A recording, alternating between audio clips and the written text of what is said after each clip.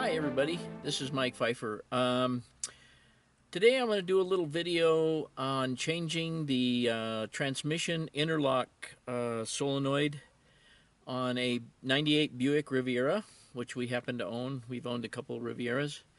What it commonly will produce if the thing is bad is that when you push on the brake, it won't release the solenoid, allowing you to shift the car into drive or whatever, and you kind of have to pound on the gear shift, the button on the top of the gear shift a little bit to get it loosened up if it is getting electricity. If it's not getting electricity, the solenoid's not going to work no matter what, obviously.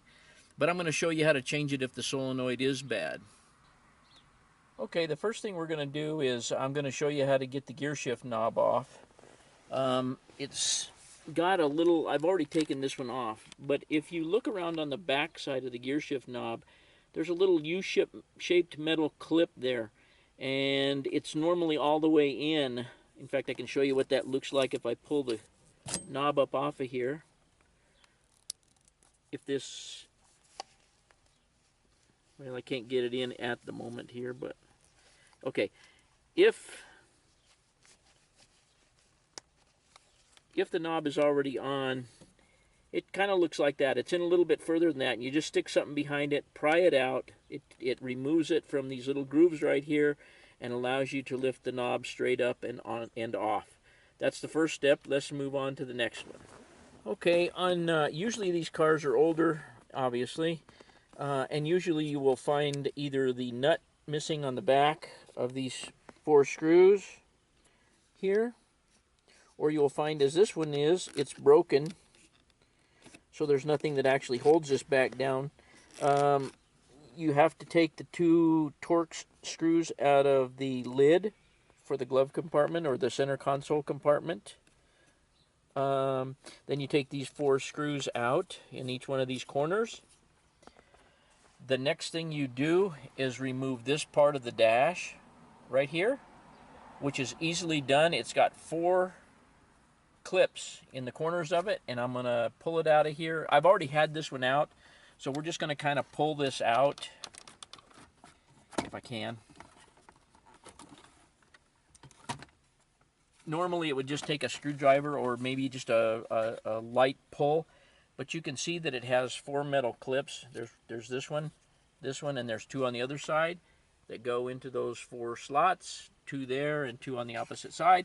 We don't even need to detach the cigarette lighter. We just set that aside. The next step is right back here. If you're gentle, the center console itself has the same kind of clips, well, a similar kind of clip on them, and you basically just lift it up. This one's been off again, once again, so it's real easy to lift up, but it might be a little bit stubborn on you. But there's a couple of clips at the front, and a couple of clips, actually 4 clips back in here, and you basically just once you get it loose, you just lift the center console section up, and I just set it off to the side. I don't bother unhooking anything. And here you can see a clip, and a clip, and there's 3 matching ones on the opposite side. There's no need to disconnect any wiring here. Again, now what that gives us is a view of the whole shifting mechanism down here. This is the button where you push down on the button. Obviously, because the car is off, I can't push down on it now. If the first thing, well, let's take a look at the first thing that you're going to need to do here, and we'll separate this into segments. Okay, you could actually, well, you'll already know that the solenoid doesn't work if you can't move the shift lever.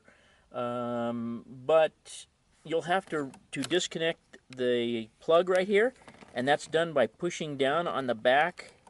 There's a lock on the back here. I'm pushing it down with my fingernail, and I'm trying to do this one-handed. Pulling out on the wire. I may not be able to do it one-handed.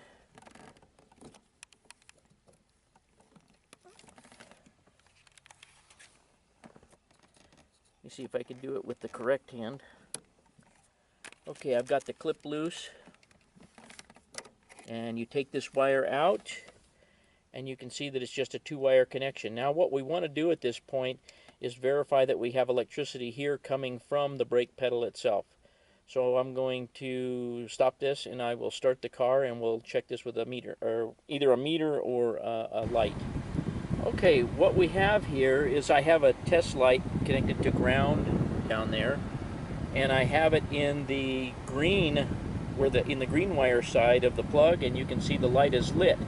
What that's doing is that's energizing the solenoid and holding it back and not allowing you to shift the car, okay? If I push on this, the light should go out, therefore releasing. If I push on the brake, that releases the power to the solenoid, releases the solenoid, and you should be able to shift the car. However, if the solenoid is sticking, which is the problem that I'm having and probably several of you are having, then you still can't shift the car whether this thing has power or not power. Now, obviously if you don't have this release of power here, it's going to be the switch that's attached to the pedal under the dash. I don't have any idea where it is. Fortunately, mine is working. So I can see that I can release power from the solenoid by pushing on the brake pedal here. So we verified that the function of the wiring is proper to the solenoid. So now let's look at replacing the solenoid. Okay, in this car here, before I decided to make the video, I have already replaced the solenoid. However, it's no major thing, okay? Once you got the electricity disconnected, you can take some kind of a flat screwdriver or something, twist it in here, pry this out. This fitting, this nylon fitting here is just a press fit on a ball joint, and the same thing on the back side, which we probably can't see from here. And it's easy to get off by prying it off of the ball joint in the back. I don't know if I can get the camera back there or not. I'll give it a shot here. I don't know. Yeah, you can see it down in there. You can see part of it anyway. There is a ball joint there. You can see where you would need to stick the screwdriver to pry that ball joint loose. You can do that and get the solenoid out. Getting the new one in, though, requires pushing these two ears in right here and taking this device and dislodging it so that you can get in between there with something to force the joint back on the ball. I think once that you get it open and you see how it goes on there, and if you rotate, another little tip is if you rotate the solenoid a little bit as you're trying to work it onto that ball, it goes on a lot easier. But once you get the ball in place, then you can slide this device right here back into its position, and kind of, if you're gentle, you can use that as a prying point to pry on the back side of the nylon towards the ball and get it to snap on there. And you need to make sure you hear it snap on, otherwise it's going to fall off down the road and you're not going to be able to shift the car again. So you need to make sure that that ball back there is on that ball, or that nylon is on that ball joint. And then once you get that end slipped in, then you can slip this end in. And the last step of doing it is plugging your wire back in. Let me change hands. Whoops. Let me change hands here.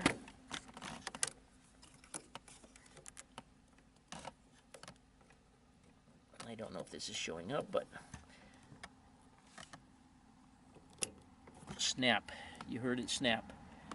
Now, to test this thing, we're going to break this video again, and I'll show you how to test this before we put it all together and make sure it's working. Okay, now for testing it out, I've started the car. You can see here, if I try and push down on the gear shift handle, this nylon rod will not, or this fiberglass rod, whatever it happens to be, will not go down. However, with the new part in, the minute I press on the brake, freedom. Let off the brake, no pushing. If I push down on this, I can push down on this with my thumb. Minute I touch the brake, it goes down. That's a properly working solenoid. And you can actually see the solenoid lever moving down there. Okay? And it was before, what you might have, like I said, was not being able to push the button down and shift the car whatsoever. but or when you push the brake in, it might stick and you have to kind of beat on the lever a little bit to get it to go. That's a worn out solenoid, and it's sticking inside the housing. But anyway, you can see that if I push on the brake, total freedom of that button. I can push it with just light touch of one finger. And so we're back in business. Now, to get this all back together, it's just a reverse operation. By the way, I left out, this is what the solenoid looks like. Extended and non-extended. Whoops. Non-extended. And you can see that this ball joint is on the shaft, and the shaft is free to roll around. The back one is permanently attached, and you can see how it would go onto the ball, the ball there, and basically just a two-prong plug. What happened with this one is it started, the shaft inside is hanging up, and it's stiff. I mean, it falls out when it's, but when it's in the position that it normally is in, it hangs up. It sticks when this thing tries to pull. So even though the solenoid is actually physically working, the shaft is binding. So once it gets corroded or something inside, it just doesn't move, or it may burn out altogether and not work at all. And if it does, I would assume if the coil burns out that you would be able to shift the car without applying the brake. I preferred to put this back in just as a safety, keep the safety feature intact here. So anyway, that's what the solenoid looks like. The new one was made by Dorman. I don't have the part number. However, it's called a shift interlock solenoid, and they're available, I know, at AutoZone. That's where I got mine, and it seems to work well. Okay, guys and gals, the critical part of putting this back together is a couple of things. You need to make sure that all of these little fiber covered, it's a metal clip with little teeth on it, but you got to make sure that they're all in place, because that will hold the console down. And there's that one, and that one, and that one. So I've got 6 clips on there. If the clips have fallen, you may need a magnet to drag them out from down there. It's kind of hard to get your hands in some of those places. I pulled one out. I dropped one back in there and pulled it out with my little telescoping magnet. Okay, so let's see if we can get this thing slid back in there. Okay, what you want to do is get this this angled part right here under that. You can see the clip bracket back there for the piece that goes above. So you want to slip it under there. The next thing is lining up the shifter column with the hole here, and then just basically laying it down in there. You can see how easily that fits when you get it right. Once it's lined up properly, you can just push down on this, and you should be able to hear it snap.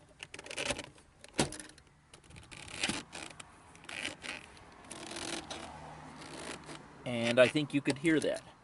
And once you get it in place, and if it's in place properly, the door should open and close without hitting anything here, okay?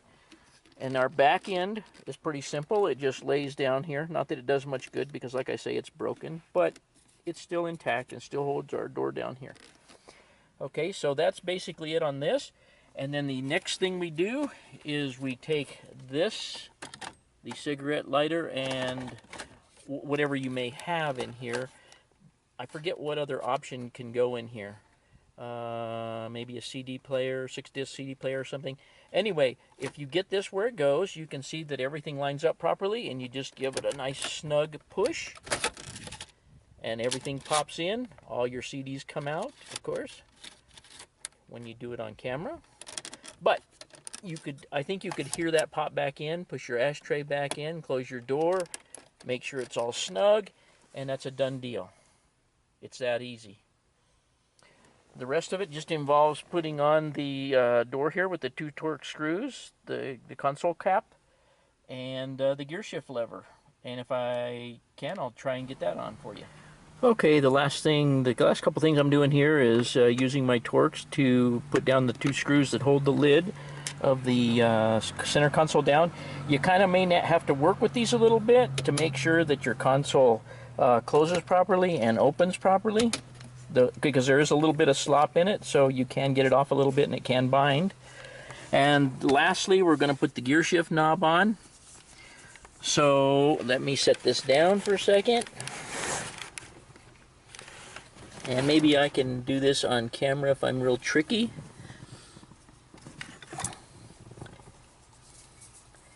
Here's our gear shift lever, and here's our little piece that holds the gear shift lever in. As you can see, this is how I would get it off. I would stick something in there and pry this out. It does, by the way, come all the way out. If it does, you may have to kind of work it a little bit, pinch it a little bit to get it back in there. Okay, but it should be out about something like that. Now let's see if we can get it on.